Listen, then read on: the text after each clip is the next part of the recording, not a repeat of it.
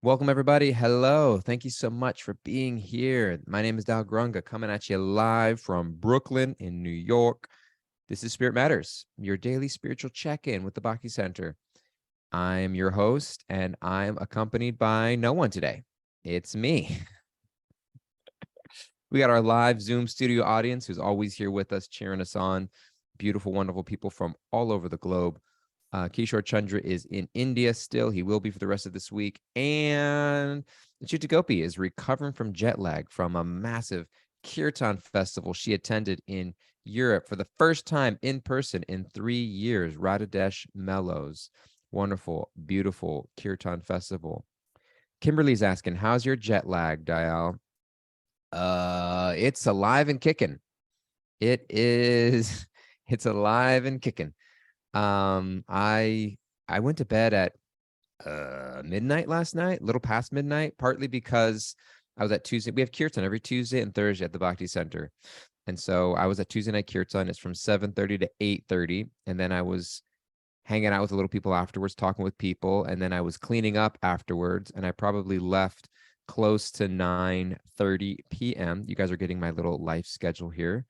And so in lieu of reading spiritual subject matters of the Bhagavad Gita, we're just going to talk about my minute-to-minute activity as of yesterday.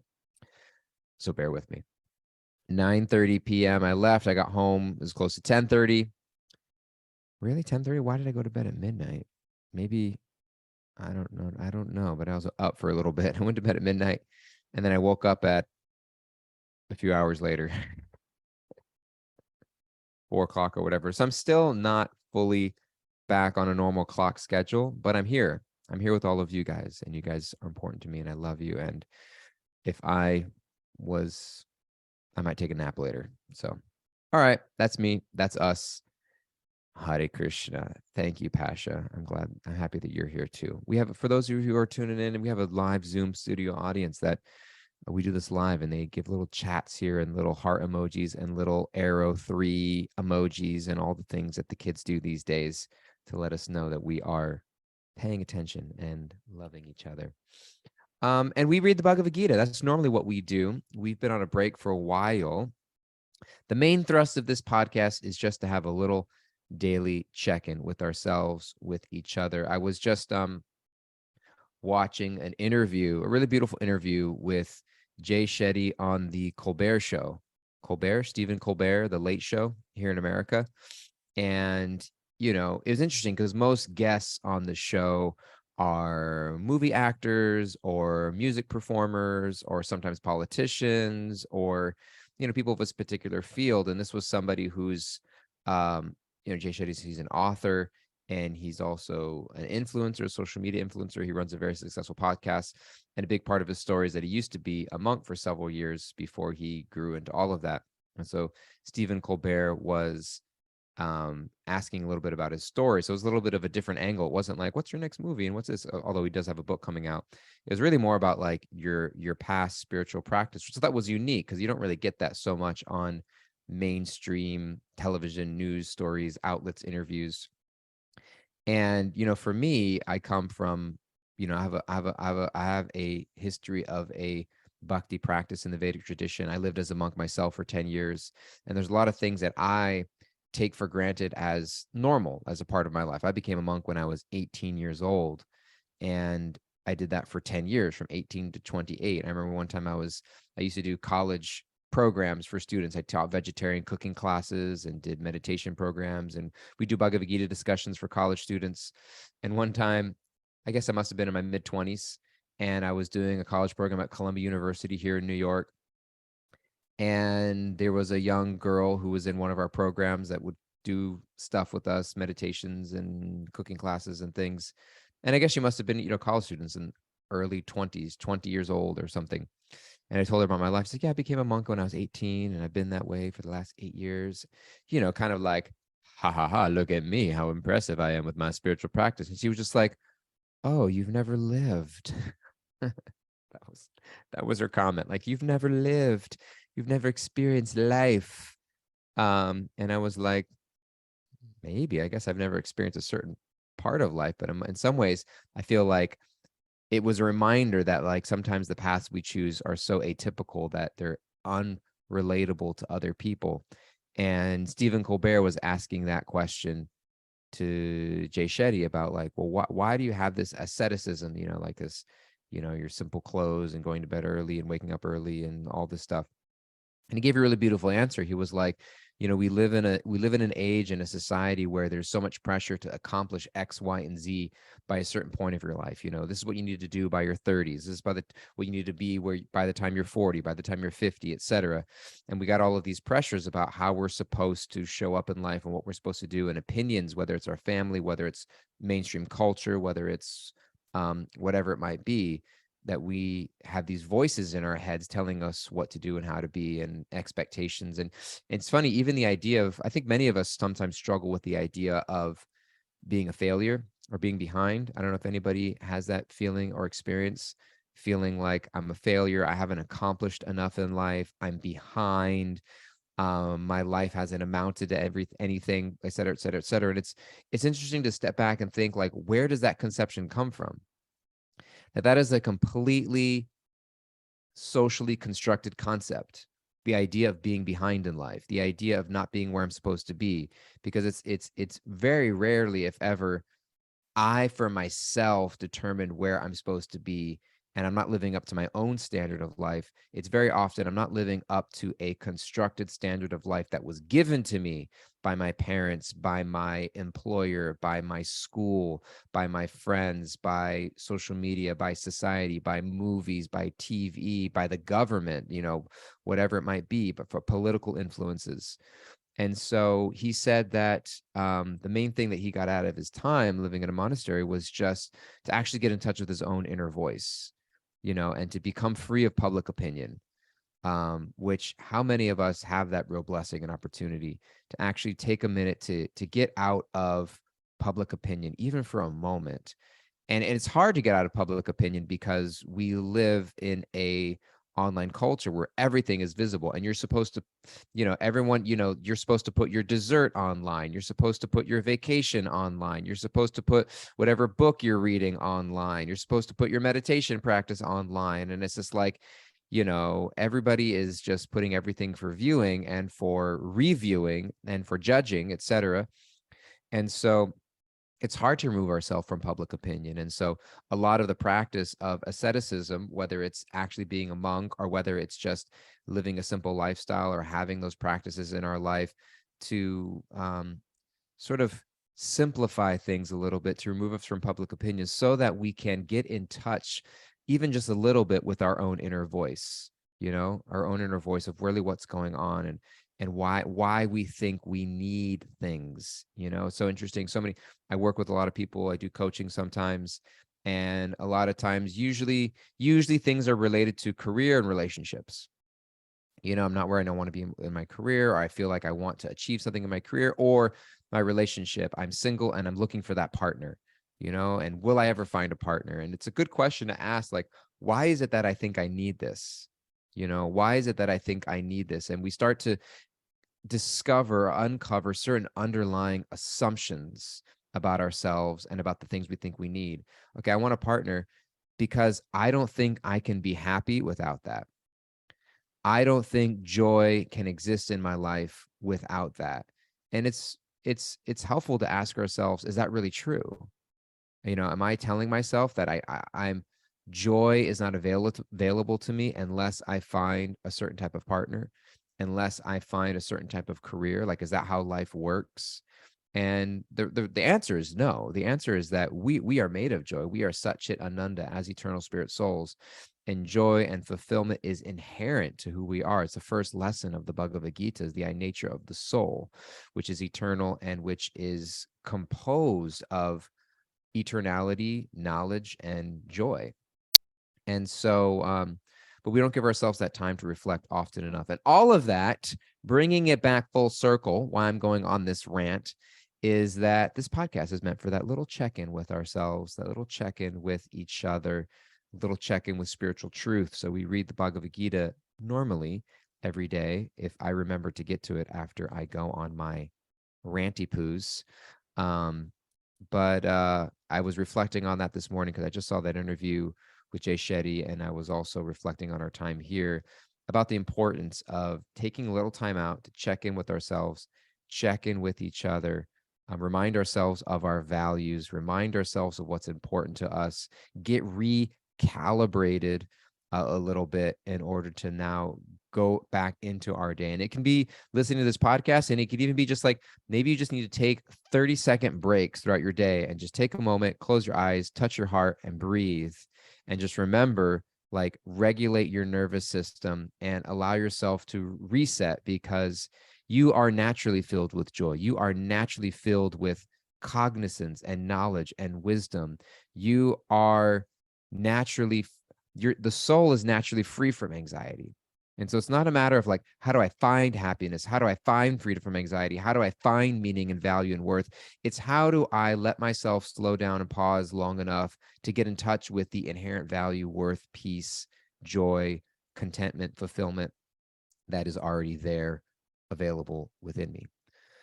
So thank you so much for being here and making that possible for all of us. Now we will get to the Bhagavad Gita, right, Kimberly? Okay, she's saying yes. We've been reading Bhagavad Gita.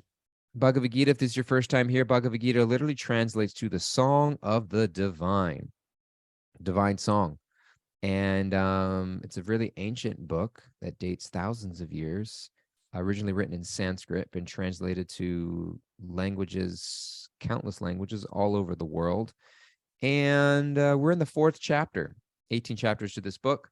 We're in the 4th chapter. It's a conversation between Krishna and Arjuna. And we're in the section where Krishna is starting to share transcendental wisdom with Arjuna and kind of give him perspective and insight on life. Arjuna is dealing with the massive existential crisis, finding himself at a crossroads in life, wondering what to do, where to go, how to manage very difficult emotions, how to make really difficult decisions, how to bring his values into life and let values guide the decisions that he makes. And it seems, though, that the choices which are available to him, every choice seems like a conflict of values. Anybody ever get to that crossroad where it's like, oh, live according to your values? Yeah, well, it seems that every choice available to me is a conflict of values on some level. It's like, damned if you do, damned if you don't. If I do this, these people are going to be upset. If I do that, these people are going to be upset. And it's like, there are no perfect choices in life. So what am I supposed to do? So Arjuna finds himself at that crossroad. And Krishna begins by discussing. So the first chapter of the Bhagavad Gita is a laying out of Arjuna's crisis, which gives us an opportunity to get in touch with our own crises of life, our own challenges, our own confusions, our own, and everybody's in a crisis. If you didn't know that, I'm sorry to burst it to you, but you're in a crisis because you're an eternal spirit soul encased in a material body, trying to find pleasure, happiness, and joy in things that were never designed to give it to you in the first place. Your spouse, your kids, your parents, your friends, your boss, your employees, your government, your favorite movie star, your favorite TV star, your favorite musician, your high school crush, whoever it is not designed to completely fill your soul. They're not designed or capable or invested with the potency to be able to fulfill your complete yearning for love and truth and belonging. They can support you, they can help point you to it, but they're not meant to completely fulfill it. There's that job is the sole responsibility or capacity of the absolute truth, the divine supreme being, higher power, God, higher truth, however you want to phrase that, source. And so the first chapter of the Gita, it allows us to get in touch with our own crisis of life, the spiritual crisis that we all face ourselves in, that really every material problem is at its root a spiritual problem, that we need spiritual solutions to our material problems.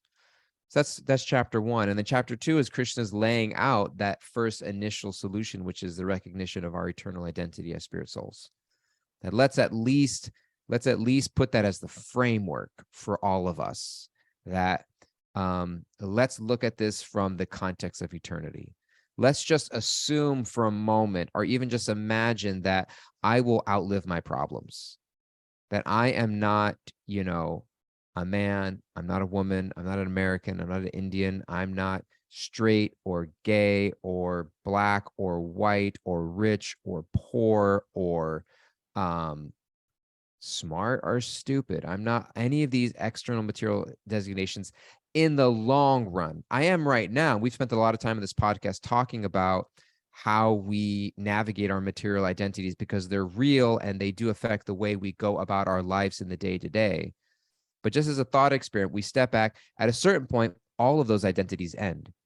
They end at the end of life. We give all of that up at a certain point and we move on, and we are more than all of that.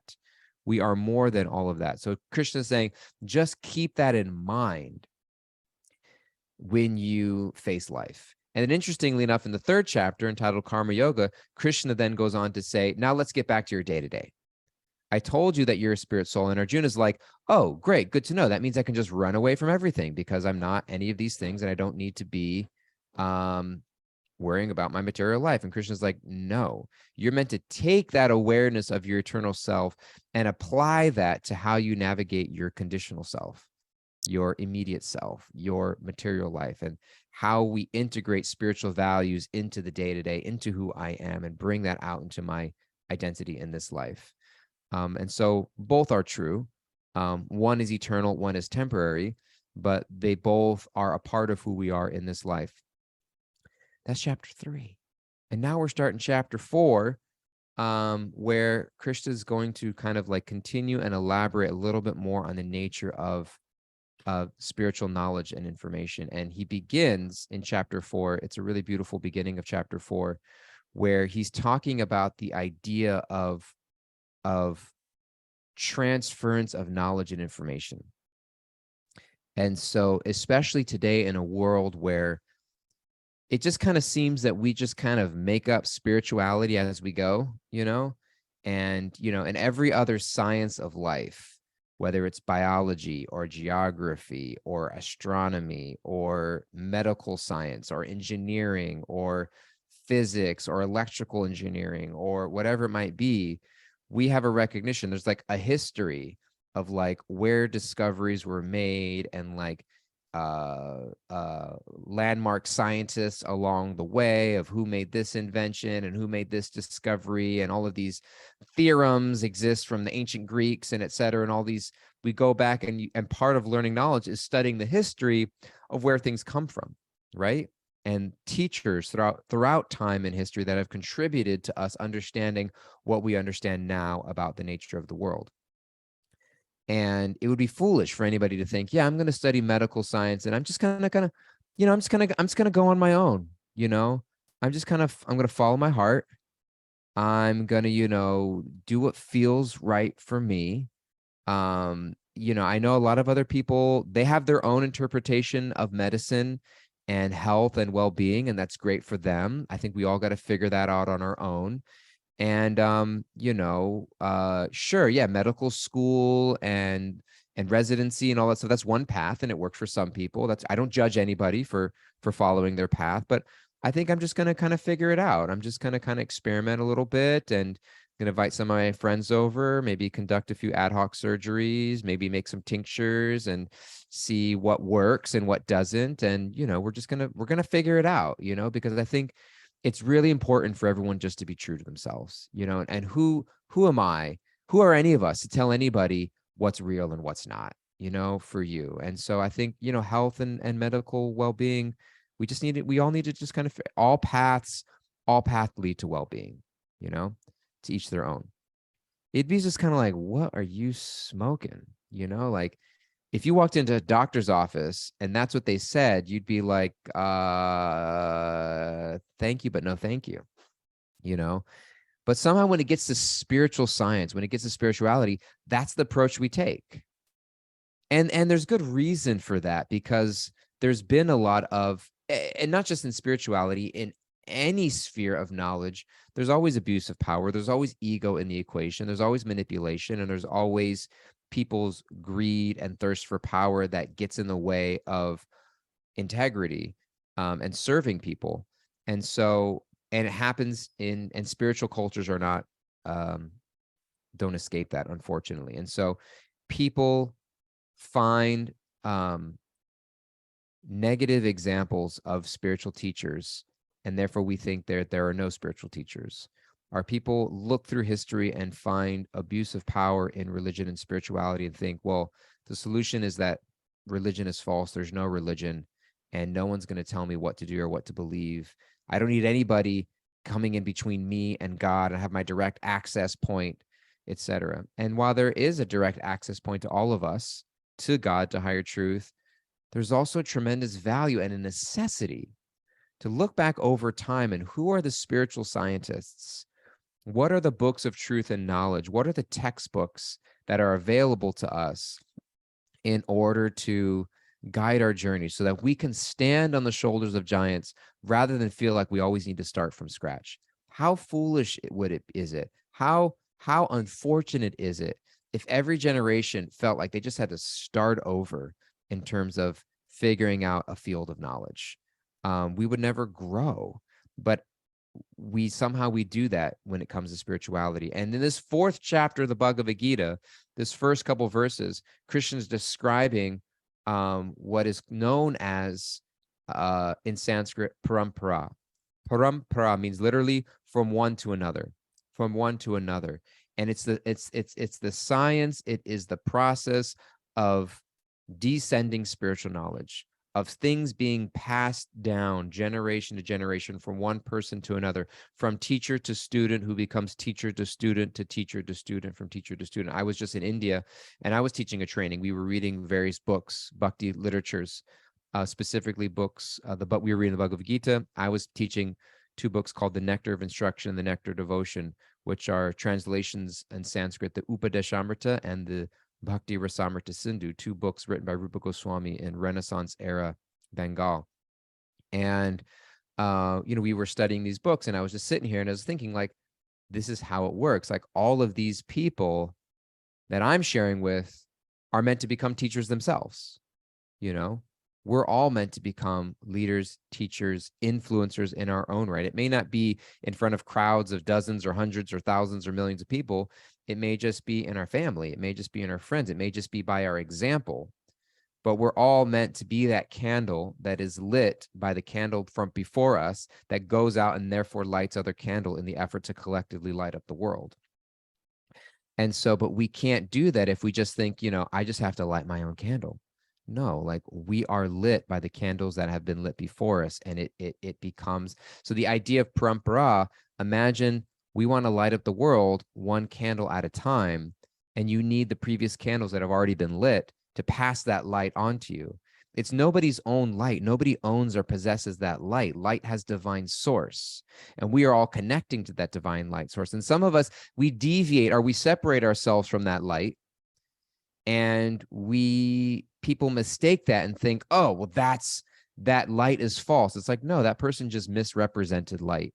And I should recognize that. And we need to get back to connecting ourselves with the source of truth and the source of light, which is there in sacred literatures, which is there in sacred teachers. And that's what's being described here in the 4th chapter. So I'll read the first 3 verses. I'll just read these verses out loud because we're already at time for today. I'll read these verses, and then Achyuta might be back tomorrow to join us for the podcast. And we'll probably spend a little bit of time at the beginning of this 4th chapter, and I'd love to hear her thoughts. And of course, Kishore will be joining us next week. So the band will be back together soon. So I'll just read these verses for us to look at. Text 1. The personality Godhead, Lord Shri Krishna, said, so Krishna in the form of divine truth, Krishna as divinity, I instructed this imperishable science of yoga to the sun god Vivishvan, and Vivishvan instructed it to Manu, the father of mankind, and Manu in turn instructed it to Ikshvaku. Ignore the unfamiliar, difficult to pronounce names, but the idea is that this science of yoga, the idea of connecting the soul to higher self, has been going on for a long time, and it's been passed down from one person to the next. This supreme science, text 2, was thus received through the chain of disciplic succession, parampara, disciplic succession from one to another. And the saintly kings understood it in that way, meaning that like rulers of bygone ages understood this process, and that's how things were shared. But in due course of time, that succession was broken, and therefore the science as it is appears to be lost. Means the ball gets dropped along the way, and that happens. That happens. And it needs to constantly be, we need to constantly remind, check in with ourselves, which is what we're doing in Spirit Matters. That very ancient science of the relationship, text 3, with the Supreme is today told by me, Krishna, speaking to you, Arjuna, because you are my devotee as well as my friend, and they can therefore understand the transcendental mystery of the science. A lot packed in there in the idea of Arjuna being described as Krishna's devotee as well as his friend, and what qualifies us to receive knowledge in the right way. Receive knowledge in the right way. It's not just this hoarding of knowledge and information like you're cramming for a test, but it's realization that comes from within. And the simplest of truths can be very profound when taken in that way. So that's my rant for today. Love you guys. Appreciate all of you. We're going to hand it over to Kimberly now, and she's going to give us a few takeaways because she wraps it up for us. She's going to give us some takeaways, and I'm going to have some closing words, and we will end there. What do you got for us, Kimberly? Thank you, Dayal. Today we're taking away that the idea of being behind is a socially constructed concept. Become free from public opinion by getting in touch with the inner voice. We're all made of joy, knowledge, and fulfillment. Find spiritual solutions to material problems and stand on the shoulder of giants and light up the world one candle at a time. Wow, those are great takeaways. Thank you for summing those up beautifully. I feel like I want to write all those down and post them on my mirror so I can look at them while brushing my teeth. Thank you so much. Yeah, I'm just taking that away. For me, it is where am I connecting with truth on a daily basis? We use the example of a candle. There's also the example of a light bulb. A light bulb has great potential to shine light, but it needs to be connected to a light source. And I think all of us have the daily continuous task to find our light source, plug ourselves in, whether it's listening here on the podcast, whether it's reading the Bhagavad Gita or other spiritual literature daily, whether it's our spiritual meditation, our practice of japa, whether it's listening to teachers or connecting with friends who are spiritually minded and having a little sangha.